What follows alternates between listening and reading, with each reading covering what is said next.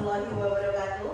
Waalaikumsalam warahmatullahi wabarakatuh. Kepada yang terhormat Kepala SD Negeri Sumberarung 2, yang kami hormati Dewan Guru SDN Sumberarung 2 serta anak-anakku semuanya yang berbahagia.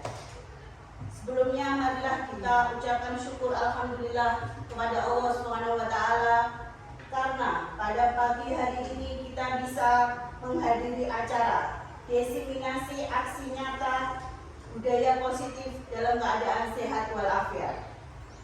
Tak lupa selawat dan salam kita aturkan kepada Nabi Agung Muhammad SAW. Semoga kita diakui sebagai umatnya di hari akhir nanti dan masuk ke surganya Allah bersama dengan beliau. Amin ya rabbal alamin. Hadirin sekalian, sebelum kita lanjut acara berikutnya, akan saya bacakan susunan acara untuk diseminasi aksi nyata budaya positif pada pagi hari ini. Acara yang pertama yaitu pembukaan. Acara yang kedua menyanyikan lagu Indonesia Raya. Acara yang ketiga doa. Acara yang keempat sambutan kepala sekolah. Acara yang kelima adalah penutup. Untuk menyingkat waktu, marilah kita buka acara pada pagi hari ini dengan bacaan basmalah. Bismillahirrahmanirrahim. Acara selanjutnya menyanyikan lagu Indonesia Raya. Kepada hadirin dimohon untuk berdiri.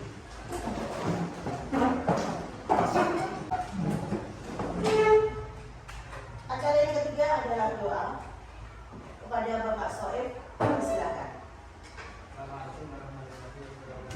Waalaikumsalam warahmatullahi wabarakatuh.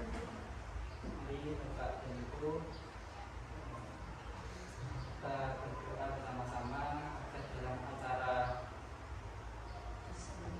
diseminasi aksi nyata ini bisa berjalan lancar mulai awal hingga akhir. Al-Hadiniyah wa al-Qur'aniyah Bismillah al-Fatihah.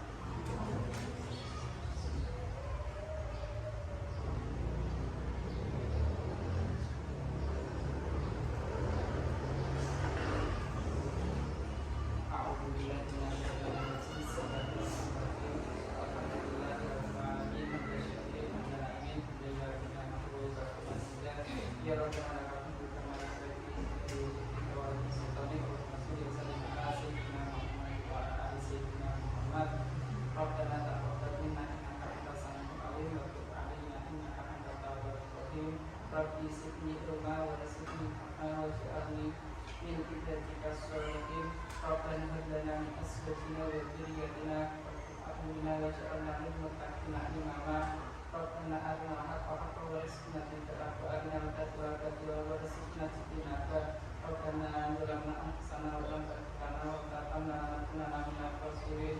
Rabbana atina fid dunya hasanah wa fil akhirati hasanah wa qina adzabannar. Sallallahu alaihi wasallam Muhammad sallallahu alaihi wasallam. Assalamualaikum warahmatullahi wabarakatuh.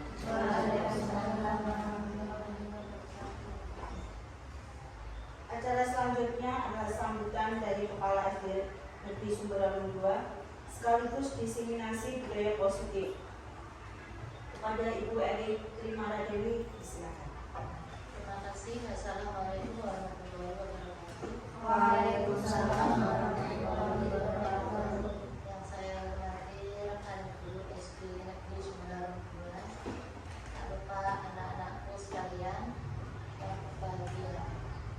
Syukur alhamdulillah pada kesempatan kali ini kita diberi kesehatan sehingga kita bisa melaksanakan diseminasi budaya positif sekolah yang mana merupakan salah satu tugas dari saya sebagai CDP Angkatan 9 untuk mendiseminasikan apa yang telah saya peroleh dari kegiatan pembelajaran di modul 1.40. Bapak Ibu guru dan anak-anak sekalian, tak lupa selawat serta salam senantiasa kita curahkan kepada Nabi besar Muhammad SAW, yang mana dengan selawat tersebut kita akan memperoleh syafaatnya di hari yang mulia. Bapak Ibu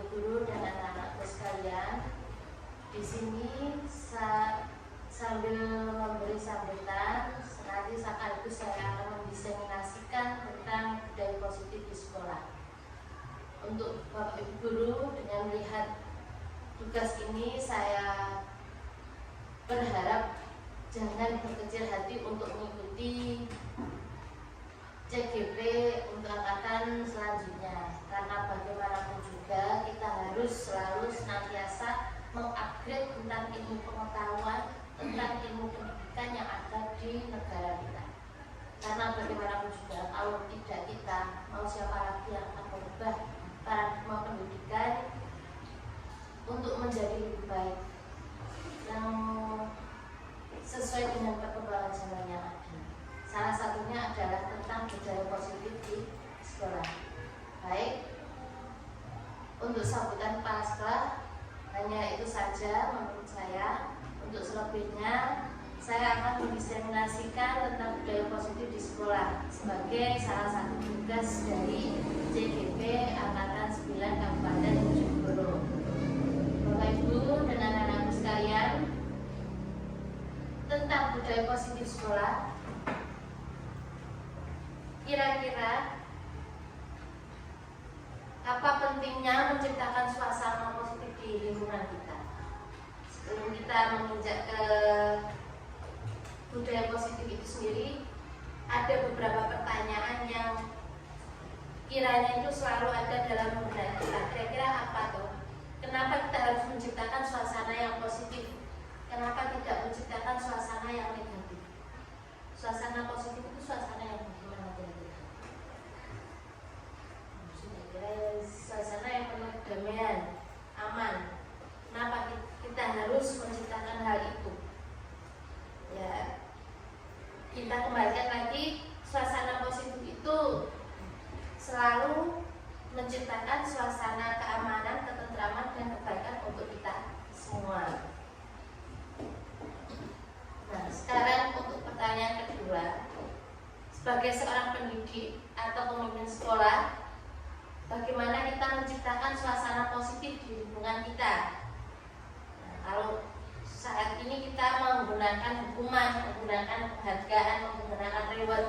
Nah, sekarang pada pembahasan kali ini kita itu akan membahas tentang hukuman itu apa, reward itu apa, dan restitusi itu apa. Kira-kira sesuai tidak dengan zaman sekarang ini? Karena kita tahu kalau kita membedakan antara zaman kita sekarang dengan anak-anak sekarang itu kira-kira sama ada? Beda. Kemudian di loroi guru nih manut. Sekarang gimana? Nah, ini nanti kita bahas, dan ini ada anak-anak ini kiranya biar tahu. Nah, ini loh, apa bagaimana tingkah laku kalian itu saat ini pun juga diperhatikan oleh pemerintah, oleh pendidikan. Jadi tidak hanya membangun kognitif saja. Kognitif itu apa? Pengetahuan. Jadi karakter kita, karakter kalian itu juga diperhatikan, karena memang sekarang itu kita akui atau tidak, degradasi moral itu ada di lingkungan kita. Nah itu. Terus selanjutnya, bagaimanakah penerapan disiplin saat ini? Apakah yang diterapkan ini sudah efektif? Apabila belum, apa yang menurut kita atau Anda masih perlu diperbaiki atau dikembangkan? Nah, ini adalah beberapa pertanyaan pemantik yang mana nanti kita sedikit lebih tahu tentang budaya positif yang akan kita ciptakan. Nah, sekarang nih, cobalah buka. Anda adalah A. Tugasnya adalah mengepalkan salah satu tangan kita. Nah ini. Terus coba bayangkan bila Anda menyimpan sesuatu yang sangat berharga di dalam kepalan ini. Kira-kira, nah kita itu harus menjaga benda tersebut sekuat tenaga. Dan teman kita, tugas B, teman Anda, itu mencoba dengan segala cara untuk membuka kepalan kita. Teman kalian itu boleh mengintimidasi, boleh membujuk, boleh menghardik, boleh memarahi, boleh menggoda, dan boleh apa saja supaya tangan kita ini tetap terbuka. Apa tangan kita ini terbuka? Kira-kira Bapak Ibu dan anak-anak ini membuka enggak? Membuka kepala kita enggak? Terus dibujuk Isa sekuat tenaga itu kira-kira dibuka enggak kepala kita? Pertanyaannya, apakah kita akan membuka kepala ini tadi? Kalau iya, kenapa? Karena ada dorongan tadi, karena ada bujukan tadi, mungkin karena ada intimidasi itu apa? Ancaman. Nah, tapi kalau seandainya tidak ada itu, awalnya Dewi gak pengen buka, ya udah akan dibuka. Terus sama, kalau pertanyaan B, apakah Anda atau B menutup kepala Anda? Apabila iya, ini kenapa? Kenapa kok gak dibuka? Padahal mau ono sing ngilikitik, ono sing mengancam, mengintimidasi. Kenapa tetap kita pegang? Karena memang kita ingin menjaga apa yang ada dalam genggaman kita. Nah, intinya semua yang apa yang kita lakukan ini adalah kontrol diri, itu adalah diri kita sendiri. Sama, kita itu melakukan hal baik dan hal buruk itu semuanya kontrol diri kita sendiri. Jadi tidak ada yang mempengaruhi. Seandainya pun ada, itu adalah pengaruh dari luar. Selanjutnya, sebelum kita membahas tentang disiplin positif, ini ada beberapa teori kontrol yang dicetuskan oleh Dr. William Glasser, di mana dokter tersebut itu meluruskan tentang miskonsepsi yang ada di lingkungan kita selama ini. Yang pertama adalah ilusi guru mengontrol murid. Ilusi yang sebenarnya itu guru itu hanya mengontrol saat murid itu membutuhkan kontrolan. Murid itu akan mau jika dikontrol oleh guru, tapi kalau memang tidak mau, kadang-kadang tidak mau. Malah kadang-kadang ada kita itu meminta anak-anak untuk melakukan sesuatu terus bocah itu mau. Itu mungkin karena apa? Kan dalam hatinya tidak ingin dikontrol oleh guru tersebut. Nah, ini diluruskan oleh teori kontrol dari Dr. William Glasser, yaitu yang bisa mengontrol diri kita adalah diri kita sendiri. Terus yang kedua, ilusi bahwa semua penguatan positif efektif dan bermanfaat. Penguatan positif misalnya adalah penghargaan, misalnya adalah reward, itu efektif dan bermanfaat. Mungkin pada jangka pendek bermanfaat, tapi jangka panjang seandainya anak-anak itu tidak mengerjakan PR terus orang di reward terus sombeng 1 atau 2 kali, apakah akan melakukan hal sama? Nah, ini jadi manfaatnya itu mungkin dalam jangka pendek. Terus ilusi yang ketiga itu adalah bahwa kritik dan membuat orang merasa bersalah itu dapat menguatkan karakter. Nah, dikritik terus atau mungkin membangun rasa bersalah dalam anak-anak itu lama-kelamaan akan menguatkan karakter. Itu juga termasuk ilusi atau termasuk miskonsepsi. Karena apa? Dengan merasa bersalah itu bisa jadi membuat anak tersebut akan merasa trauma, sehingga di lain waktu, di waktu yang akan datang itu mereka akan minder, melakukan sesuatu itu benar kok gak ya. Nah, ini termasuk ilusi. Dan ilusi yang keempat adalah bahwa orang dewasa itu memiliki hak untuk memaksa. Nah, ini kadang-kadang kita tidak kadang-kadang kita itu orang dewasa itu merasa lebih benar daripada anak-anak. Sesuai menurut pengalaman memang ya. Nah, ini anak-anak juga harus tahu. Kalau dengan pengalaman itu orang dewasa memang lebih tahu daripada kita. Tapi bukan berarti orang dewasa itu memiliki hak untuk memaksa.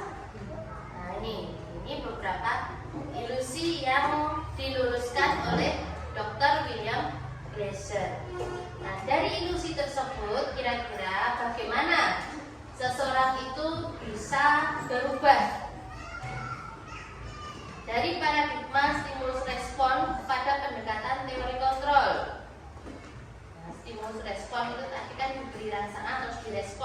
Nah ini, terus menjadi pendekatan teori kontrol tadi, yaitu bila kita ingin membuat kemajuan perlahan-lahan, sedikit-sedikit ubahlah sikap atau perilaku Anda. Namun bila kita ingin memperbaiki cara-cara utama kita, maka kita perlu mengubah kerangka acuan kita.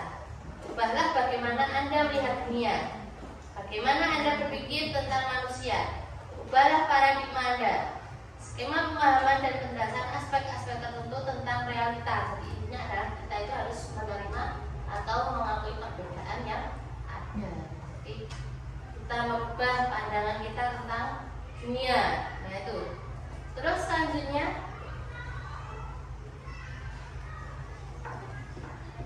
nah ini tentang stimulus respon.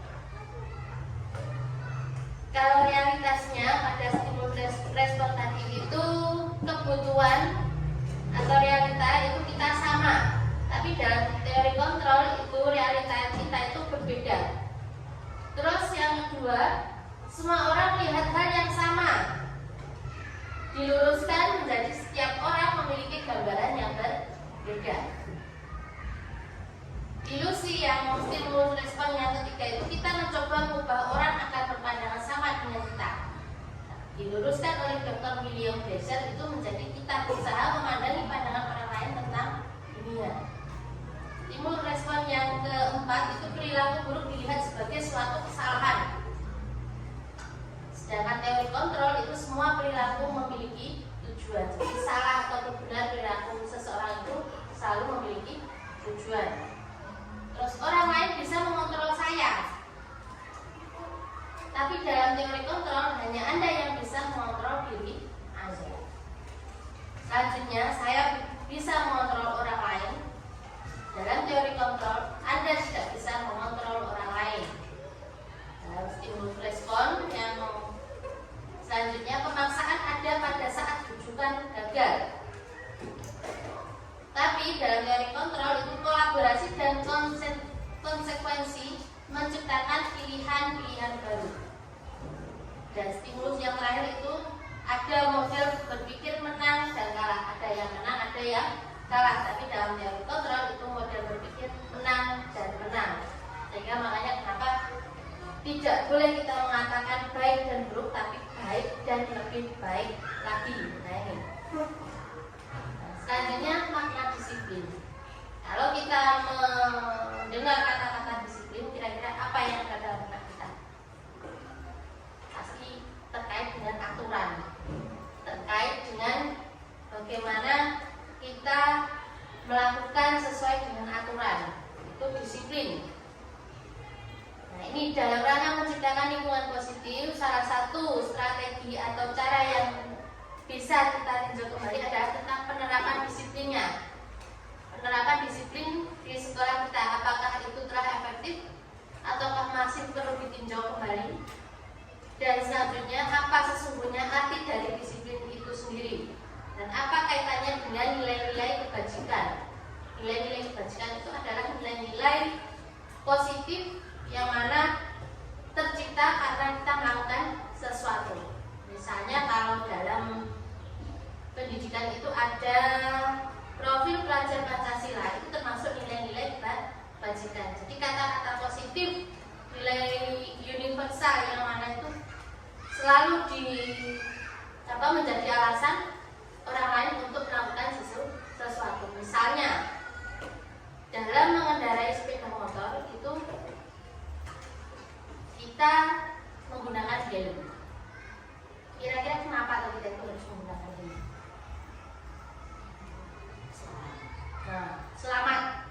Selamat itu termasuk nilai kebajikan. Jadi kata-kata positif yang muncul di mana kita harus melakukan sesuatu atau di mana kita melakukan sesuatu. Selanjutnya ini ada mana kata disiplin yang dicetuskan oleh Bapak Pendidikan kita, yaitu Ki Hajar Dewantara. Di mana ada kemerdekaan, disitulah harus ada disiplin yang kuat. Sungguh pun disiplin itu bersifat self-disiplin, yaitu kita sendiri yang mewajibkan kita dengan sekeras-kerasnya, tapi itu sama saja. Sebab jikalau kita tidak cakap melakukan self-disiplin, Wajiblah penguasa lain mendisiplinkan diri kita, dan peraturan demikian itulah harus ada di dalam suasana yang merdeka. Jadi maksudnya apa? Disiplin itu yang menciptakan adalah diri kita sendiri. Intinya itu. Sama juga yang disampaikan oleh Diana Gosen dalam bukunya Restructuring School Discipline tahun 2001. Arti dari kata disiplin itu berasal dari bahasa Latin, yaitu disciplina, yang artinya belajar. Sedangkan disiplin juga berasal dari akar kata yang sama dengan disiplin, yang berarti murid atau pengikut.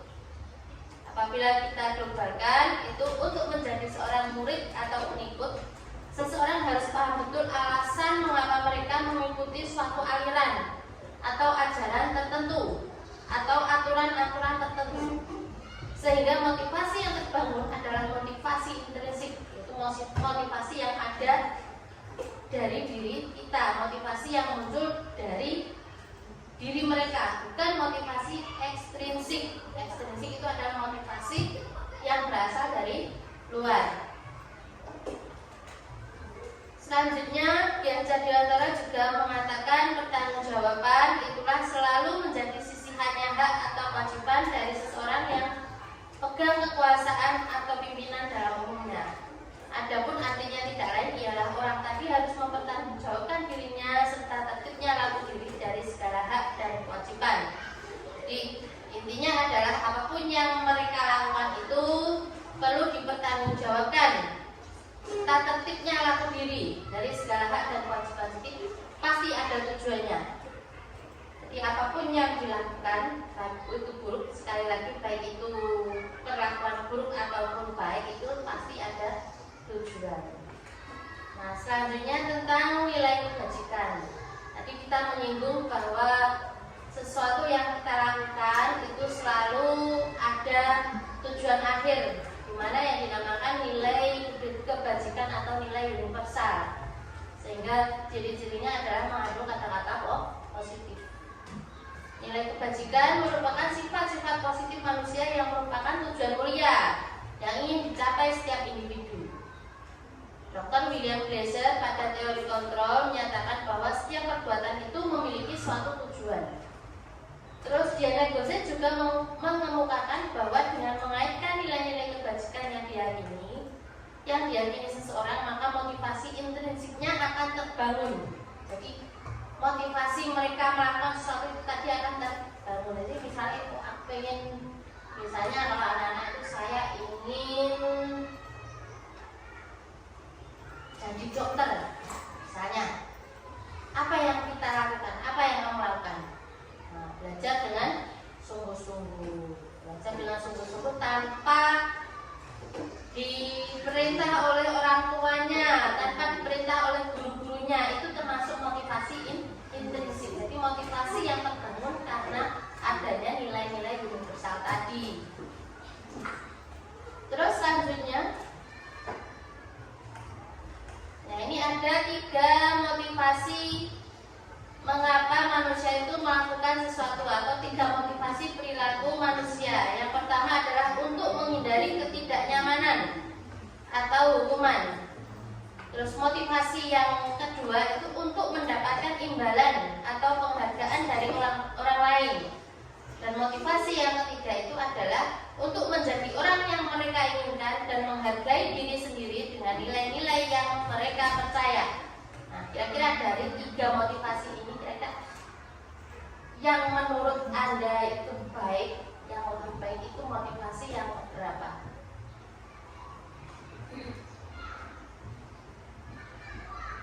Yang pertama, kita melakukan sesuatu untuk menghindari ketidaknyamanan atau menghindari hukuman.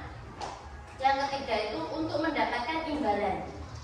Terus yang ketiga itu memang untuk menjadi orang yang diinginkan atau menghargai diri sendiri dengan nilai-nilai yang mereka percaya. Kira apa? Beda-beda. Kalau untuk motivasi yang ke-1 dan ke-2 itu masih termasuk dalam motivasi ekstrinsik. Motivasi karena dorongan dari luar. Sesuatu yang kita lakukan karena ada dorongan dari luar. Tapi kalau motivasi yang ketiga ini sudah termasuk intrinsik. Selanjutnya kita telah memahami tentang nilai-nilai kebajikan, terus 3 motivasi. Selanjutnya sekarang ada tujuan dari disiplin positif. Harus ada kata-kata positif di belakangnya. Kenapa tidak hanya disiplin saja? Nah, kalau positif itu tadi selalu diikuti dengan nilai-nilai kebajikan, hal-hal yang positif. Kalau disiplin saja itu persepsi kita itu sesuatu yang dipaksa, sesuatu yang harus kita lakukan. Nah, tapi kalau disiplin positif adalah disiplin memang apa yang harus kita lakukan tapi berasal dari diri kita sendiri. Nah ini karena dorongan atau karena adanya motivasi dalam diri kita sendiri. Ini ada salah satu ilustrasi. Iva itu kurang menguasai pelajaran matematika. Ini kita dengarkan dulu, selanjutnya saja tentang hukuman, konsekuensi, dan restitusi. Hukuman. Sebelum kita belajar tentang apa, kita membahas tentang arti hukuman dan konsekuensi. Kita ulas dulu tentang kata-kata yang kita anggap lebih baru dari yang lain, yaitu tentang restitusi. Kalau restitusi itu biasanya ada dalam hukum. Kata-kata restitusi itu pasti identik dengan hukum, dengan kriminal, dengan mahkamah agung dan mahkamah konstitusi dan semuanya. Tapi sekarang itu ada dalam lingkungan kita, itu tentang restitusi. Restitusi merupakan proses menciptakan kondisi bagi murid untuk memperbaiki kesalahan mereka. Jadi mereka kesalahan yang mereka buat itu diperbaiki.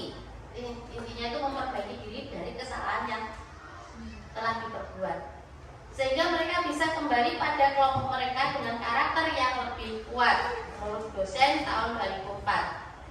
Selanjutnya, restitusi itu juga merupakan proses kolaboratif, proses bekerja sama. Jadi tidak hanya satu orang saja, tapi harus ada orang lain untuk melakukan restitusi, yang mengajarkan murid untuk mencari solusi untuk masalah mereka dan membantu murid berpikir tentang orang seperti apa yang mereka inginkan dan bagaimana mereka harus memperlakukan orang lain.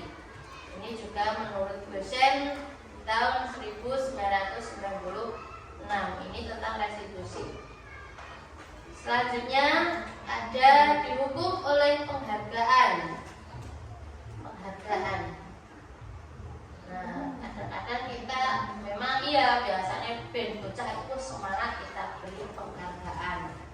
Tapi kalau kita lakukan terus-menerus berulang-ulang, apa yang terjadi? Anak-anak akan merasa ketergantungan. Ya enggak? Iya. Iya karena anak tak diwenehi permen. Anak tak diwenehi coklat. Makanya orang dijawab dan sebagainya. Ini yang dinamakan dihukum karena penghargaan. Nah, boleh kita itu memberi penghargaan. Tak masalah, kadang-kadang kita juga membutuhkan penghargaan, tapi kita harus tahu situasi dan kondisinya. Jadi alangkah baiknya itu kalau kita melakukan sesuatu itu karena dorongan dari kita sendiri. Makanya nanti kenapa ada keyakinan kelas. Nah ini. Jadi saat kita berulang kali memberi penghargaan kepada anak-anak akan berperilaku bertanggung jawab, atau kepada seorang murid agar mempelajari sesuatu yang baru, atau kepada seorang karyawan agar melakukan pekerjaan yang berkualitas, kita sedang berasumsi mereka tidak dapat melakukannya, atau mereka tidak akan memilih untuk melakukannya. Jadi intinya itu orang gelem nih, orang diwenehi sesuatu.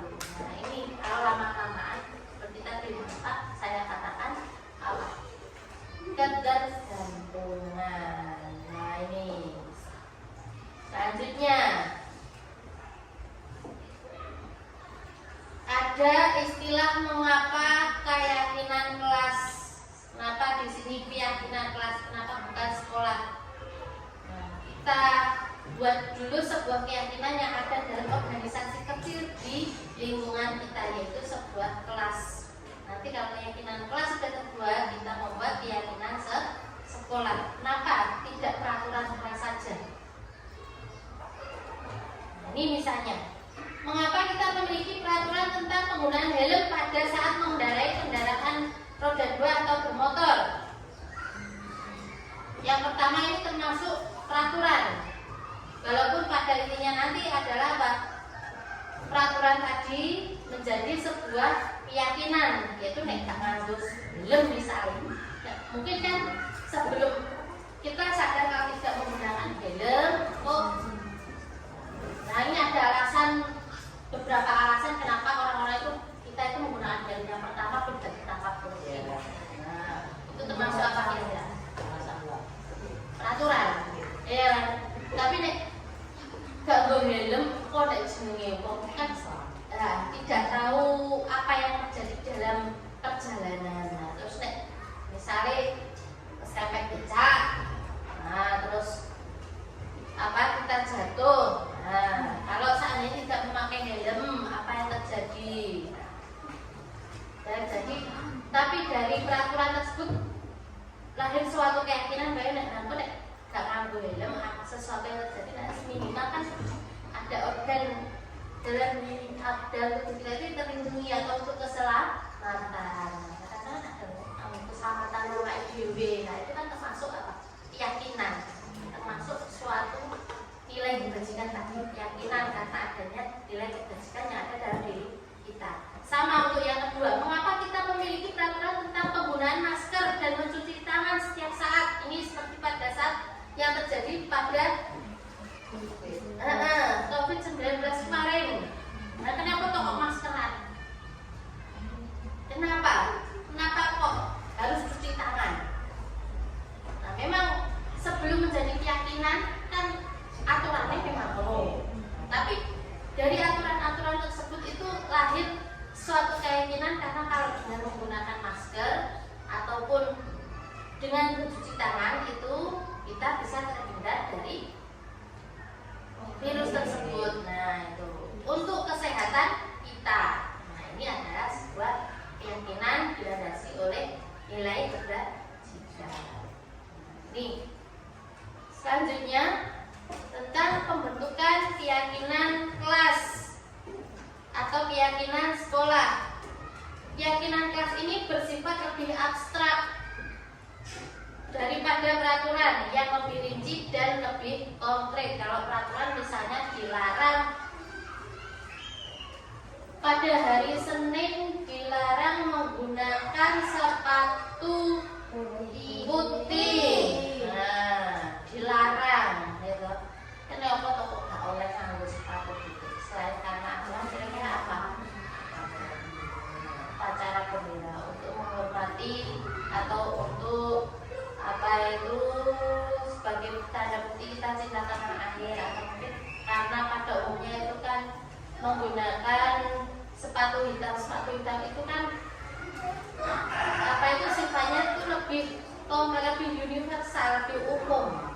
Tapi kalau menggunakan sepatu putih biasanya orang sedang menggunakan sepatu putih itu orang tertentu saja, itu menunjukkan individualis. Nah, kalau hitam semua itu kan kompak, kebersamaan. Nah, kalau aturan itu nadanya itu selain lebih konkret dan lebih detail, itu kalau itu mau ada dilarang, ada kata-kata nih tadi. Tapi kalau keyakinan itu apa? Menjaga, misalnya menjaga kekompakan, yang kedua atau mungkin menjaga kebersamaan. Jadi menjaga kebersamaan itu artinya itu sebenarnya banyak sekali. Itulah bedanya keyakinan kelas atau keyakinan sekolah dengan peraturan. Misalnya peraturan nanti itu dilarang mencontek. Tapi kenapa tuh? Kalau mencontek itu kira-kira dikaitkan dengan nilai universal apa? Nilai positif apa? Jujur. Nah, kalau keyakinan kelas bisa kita katakan menjadi jujurlah atau itu jagalah kejujuran. Ini apa? Kejujuran itu kan kita tidak boleh mencontek, kita tidak boleh mengambil hak orang lain dan sebagainya. Jadi itu termasuk keyakinan kelas. Nah, ini nanti coba buat keyakinan kelas dengan anak-anak menggunakan kata-kata positif. Nah, ini dari PMM juga ada nilai positif. Dari sertifikat. Nah, ini keyakinan kelas berupa pernyataan-pernyataan universal. Pernyataan keyakinan kelas senantiasa dibuat dalam bentuk positif. Nah, itu tadi. Jadi tidak ada kata-kata dilarang. Tidak ada kata-kata apa? Tidak ada kata-kata apa ya? Dilarang, urusan, kata-kata positif. Kata-kata positif itu ya kita jujur, bisa diikuti oleh orang lain semuanya. Nah, bersamaan, menjaga kebersamaan. Jadi misalnya kalau kami menjaga kebersamaan, kira-kira apa saja yang mengena dalam kebersamaan tadi? Misalnya nenek tukaran. Nah, itu keyakinan kelasnya apa? Kamu kan menjaga kebersamaan. Apa kok tukaran? Nah, itu. Jadi kemarin makanya ada restitusi, ada Alik sama siapa kemarin itu kan sebenarnya masuk keyakinan kelas. Kenapa ada kebersamaan? Kenapa jujur? Nah, tadi keyakinan kelas kita adalah menjaga kejujuran. Nah, misalnya orang bocah sing nyontek, itu kira-kira dia itu mengindahkan keyakinan kelasnya enggak? Ada keyakinan kelas itu dibuat bersama-sama. Mau. Jadi konsekuensinya dari mereka sendiri. Dan membuat keyakinan kelas, jadi otomatis apa yang dia yakini itu dia laksanakan. Terus keyakinan kelas hendaknya tidak terlalu banyak, nah, jadi kakek-kakek, sehingga mudah diingat dan dipahami oleh semua warga kelas. Jangan terlalu banyak, cukup beberapa saja tapi bisa diterapkan di semuanya. Terus keyakinan kelas itu sebaiknya sesuatu yang dapat diterapkan di lingkungan tersebut. Semua warga kelas hendaknya ikut berkontribusi dalam pembuatan keyakinan kelas lewat kegiatan curah pendapat. Jadi anak-anak juga diikutkan dalam membuat keyakinan kelas. Jadi mereka tahu, oh keyakinan kelasnya itu seperti ini. Jangan sampai saya melakukan tindakan yang tidak sesuai dengan keyakinan kelas yang sudah saya perbuat. Kalau memang dia itu melakukan sesuatu yang itu sesuatu yang tidak sesuai dengan keyakinan kelas mereka, bagaimana? Nah, itu dia harus konsekuensinya apa? Tidak mengulang lagi. Dari mereka sendiri. Jadi tidak perlu kita itu memaksa, tidak perlu menghukum apalagi kita bermain tangan. Kalau saya tak oleh bullying, tidak boleh perundingan. Nah, itu. Terus selanjutnya ini prosedurnya nanti kita bahas lagi. Saya beri slide-nya. Kira-kira prosedurnya bagaimana dalam membuat keyakinan kelas itu tadi. Selain melakukan curah pendapat, kita memasukkan atau mencatat semua masukan dari murid di papan tulis atau di kertas sticky note itu juga bisa. Terus mengganti kalimat-kalimat dalam bentuk negatif menjadi positif. Misalnya, jangan berlari di kelas atau koridor. Kalimat positifnya apa? Berjalanlah di kelas atau koridor dengan santai. Misalnya ini kurang, berjalanlah dengan hati-hati. Kan itu lebih enak didengar daripada jangan. Nah, itu maksudnya dari kalimat positif. Terus tinjau kembali daftar curah pendapat yang sudah dicatat. Selanjutnya kita ajak murid-murid untuk menemukan nilai kebajikan atau keyakinan yang dituju dari aturan-aturan tersebut. tidak boleh mencontek. Apa nilai kebajikannya? Nah, nilainya kenapa kok nggak boleh nyontek? Kalau kita itu kaitkan dengan nilai kebajikan itu kira-kira apa? Nah itu tadi memelihara atau menumbuhkan rasa jujur, bersikap jujur. Nah itu bersikap jujur. Kami guru dan siswa selalu bersikap jujur. Kira-kira lebih enak didengar yang mana? Dilarang mencontek, dilarang mengambil hak orang lain dengan kami semua berlaku jujur. Penandi di rumah ini kan kita semua berlaku jujur, ya kan? Nah itulah yang dinamakan kalimat positif atau nilai-nilai kebajikan.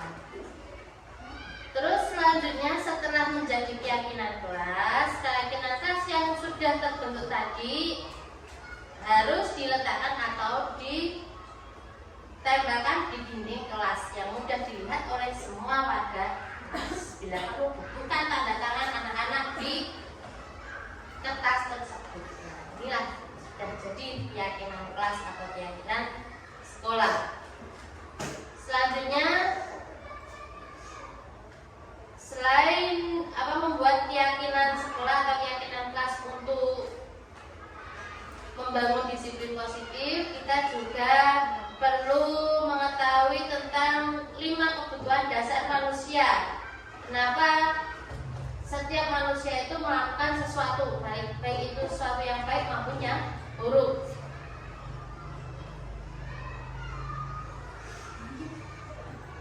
Ini sebelum kita membahas tentang 5 kebutuhan dasar manusia, itu ada suatu studi kasus Bu Ambar, guru wali kelas 2A di SD Pelita Hati, sedang bingung menghadapi ulang salah satu murid di kelasnya, yaitu Doni.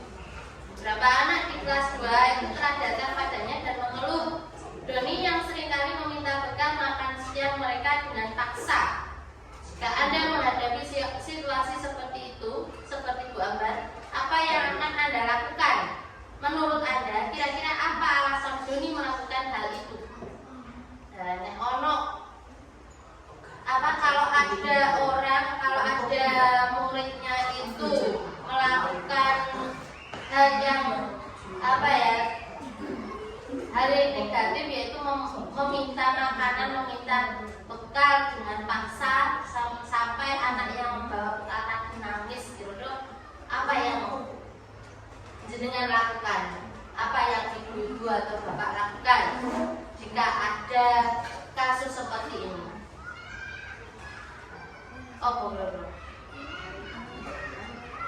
Apa langsung dihukum anaknya? Sebelum dihukum itu kan pasti kita tanya kan, kenapa Doni kamu melakukan itu? Saya lapar dan sebagainya. Nah, gak sangonan itu kan dari orang tuanya yang kurang perhatian atau gimana. Nah, ini apa yang dilakukan Doni itu sebenarnya karena ada kebutuhannya, ada sesuatu dorongan dari dalam. Nah, itu termasuk kebutuhan yang ingin dia penuhi. Nah, sekarang kebutuhannya itu apa saja kebutuhan dasar manusia? Seperti yang sudah kita bahas, yang ada dalam ini ada dalam modul 1.2. Ada 5 kebutuhan dasar manusia itu yang paling penting, yang paling utama itu adalah bertahan untuk hidup. Tahan hidup di sini, terus untuk supaya bertahan hidup itu maka ada kebutuhan kasih sayang dan rasa ingin diterima. Terus ada kebutuhan kebebasan, ada kebutuhan kesenangan, dan ada kebutuhan penguasaan. Mungkin kira-kira apa yang ada dalam Doni tadi, kenapa Doni mau mengambil makanan temannya itu, kira-kira dia ini memenuhi kebutuhannya yang mana? Kebutuhan hidup, bertahan hidup. Maksudnya ngomong orang gimana? Kira apa? Mungkin kebebasan, mungkin di rumah itu terlalu dikekang untuk makan ini, tidak boleh boleh apa ya, kalau makan ini nanti sakit. Nah, ini sebagai pelampiasannya apa? Dia minta makan teman-temannya. Nah, ini termasuk kebutuhan dasar dalam kebebasan yang ini dia perlu.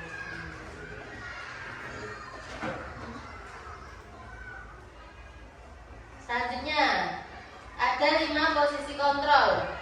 Nah, ini kenapa kita itu mengontrol seseorang, itu pasti ada alasannya. Kita itu di posisi mana? Yang pertama sebagai penghukum, sebagai pembuat rasa bersalah, sebagai teman, sebagai pemantau, atau sebagai manajer. Nah, ini kita seandainya ada kasus seperti ini, Tisa dan Hana dipanggil masuk ke ruangan Bu Dewi. Bu Dewi baru saja mendapatkan pengaduan dari Bunda Tisa bahwa Hana menggunakan kata-kata kasar dan merendahkan Tisa di sosial media. Nah, ini Tisa Hana tadi misuh-misuh lah istilahnya. Kira-kira apa? Kalau kita sebagai posisi penghukum, mungkin tanpa pengen ngerti alasan dia kenapa bukan itu, kita langsung menghukum. Itu penghukum. Terus kalau membuat rasa bersalah itu membuat si Hana itu merasa bersalah. Kena opo itu misalnya ada kata-kata kamu itu melakukan seperti itu, apa enggak kasihan dengan orang kamu, enggak kasihan dengan saya, setiap hari mengajar kamu tapi kamu melakukan hal itu. Nah, itu kan sama, kita tidak menanyakan alasannya, hanya saja apa langsung menuduh dia, tapi dengan kata-kata lebih halus daripada penghukum. Dan hukuman itu penghukum biasanya dengan fisik langsung, misalnya di jiwir atau mungkin dicubit dan sebagainya. Terus selanjutnya teman, sebagai teman itu ada seperti itu, kadang mungkin ada kita bisa berdialog. Kok ngomong ini apa? Ya bener sih tidak apa-apa, tapi kan yo kalau kamu seperti itu lagi, kamu kan tahu kalau sampai tadi Bu Dewi, kalau saya itu saya anggap sebagai penampu. Tapi kalau nanti kamu seperti itu lagi, kan saya yang dimarahi oleh kepala sekolah dan sebagainya. Nah, itu kita itu memposisikan sebagai teman. Nah, ini resikonya kadang-kadang anak-anak itu kurang hormat kepada kita. Nah, itu iya, kadang-kadang anak-anak itu secara tidak langsung anak rapopo gampang budi gampang kok gak apa-apa gak belajar gampang budi itu kocok klek besti itu gak apa-apa. Nah, itu kadang-kadang anak-anak itu menganggap kita teman itu kadang ada rasa tidak ada rasa hormat. Padahal kalau kita itu sebenarnya di sini ada sebagai orang tua, itu nyampe uang tua masuk ngomong. Nah, itu teman. Terus pemantau itu dipantau dengan apa? Berbagai data. Kemarin kamu sudah seperti itu, terus sekarang kamu melakukannya lagi. Kalau sampai 3 kali, kira-kira apa konsekuensinya? Apa hukumannya? Nah, itu termasuk ke pemantau. Jadi tetap memberi arahan, tetap memberi hukuman, tapi apa? Sesuai berdasarkan data-data yang dilakukan. Jadi pembiro harus melakukan ini. Nah, itu pemantau. Jadi sesuai dengan datanya. Terus yang terakhir adalah manajer. Manajer itu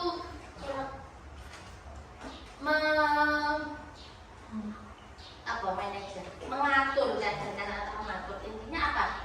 Yaitu kita itu tetap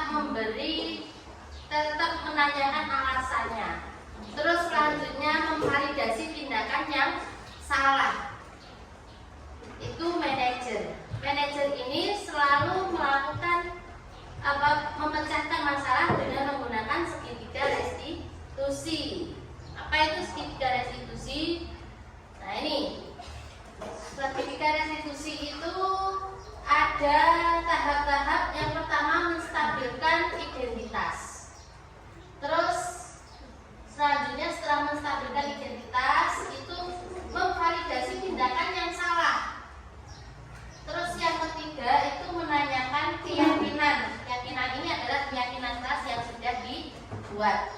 Misalnya tadi kasusnya Dewi berkata-kata kasar.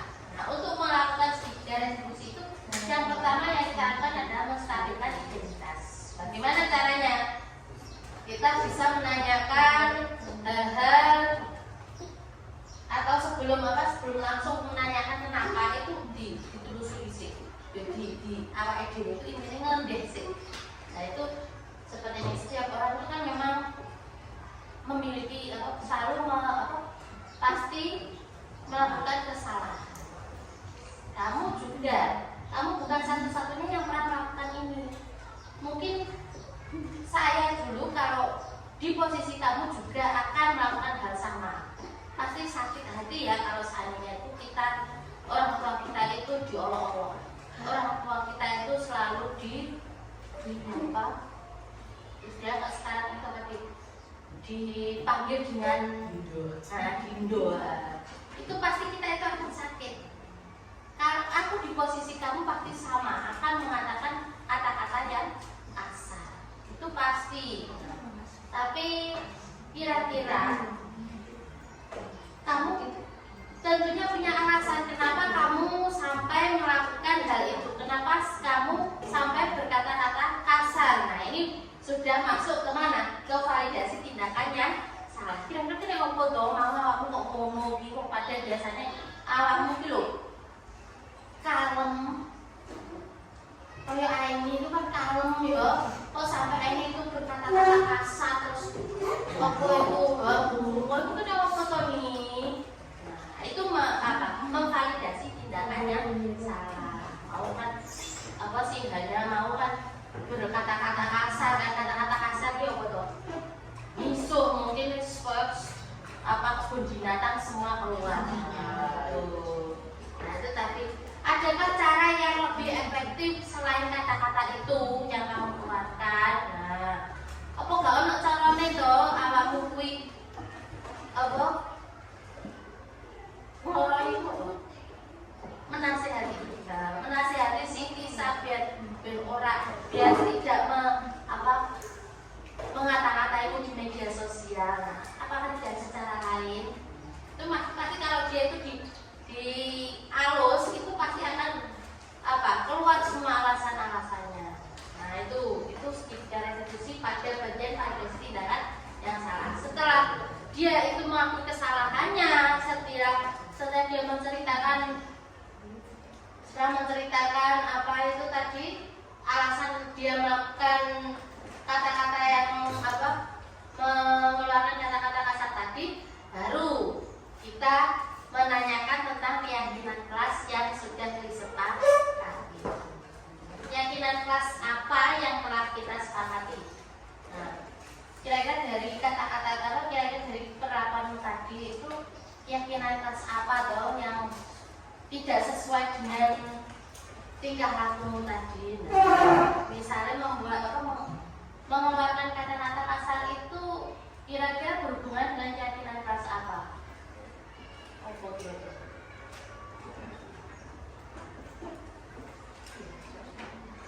Tidak sopan, menjaga sikap bisa ya kan? Misalnya berperilaku sopan kita buat menjadi keyakinan kelas dengan kata-kata bersikap sopan, atau mungkin menjaga kebersamaan. Apa hubungannya dengan kata-kata kasar yang dikeluarkan? Kalau dengan menggunakan kata-kata kasar, otomatis kan pasti akan terjadi pertengkaran. Otomatis tidak bisa menjaga kebersamaan. Nah ini, jadi keyakinan kelas itu dipertanyakan. Terus selanjutnya kalau dia sudah meyakini atau sudah mengetahui tentang keyakinan kelas yang sudah dibuat, baru kita menyelesaikan masalah tadi. Nah, kira-kira kalau kamu ingin memperbaiki kesalahan tadi, apa yang akan kamu lakukan saat ini? Mungkin saya akan meminta maaf Bu, saya akan meluruskan kepada Lisa, saya akan meminta dia untuk tidak melakukan hal yang sama, maksudnya hal yang sama untuk lain kali. Maksudnya tidak mau mengulangi, jangan diulangi lagi agar saya tidak mengeluarkan kata-kata kasar.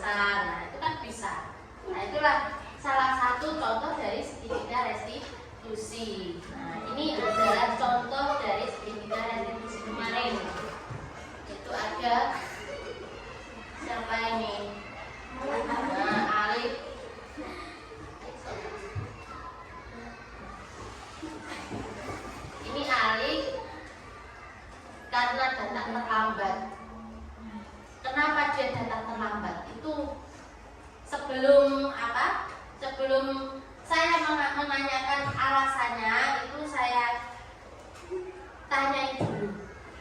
Ali, setiap anak, setiap orang itu pasti memiliki kebutuhannya masing-masing. Sama mungkin kamu di rumah itu ada pekerjaan yang harus kamu lakukan.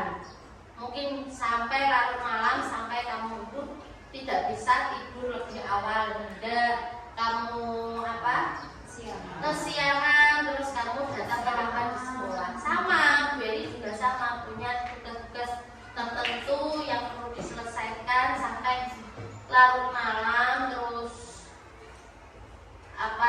tidak bisa datang ke sekolah tepat waktu. Nah ini giring, terus baru kita tanyakan, kenapa toh kamu tadi kok datang terlambat? Kenapa toh beberapa kali ini kamu datang terlambat?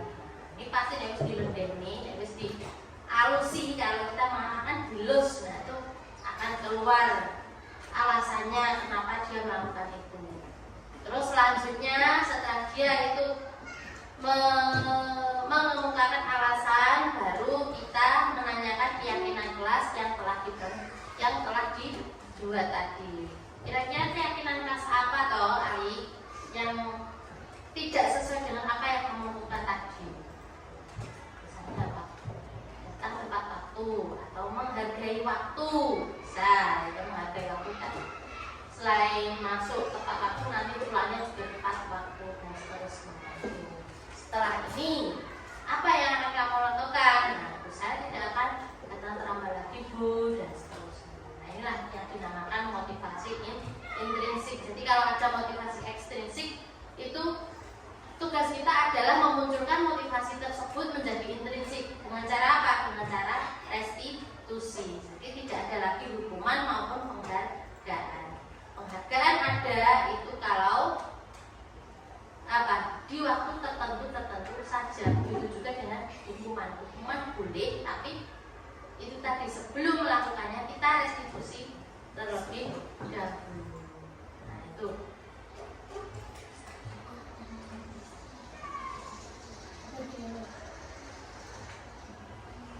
Nah, begitulah tentang diseminasi tentang budaya positif yang sudah saya terima di pendidikan CGP.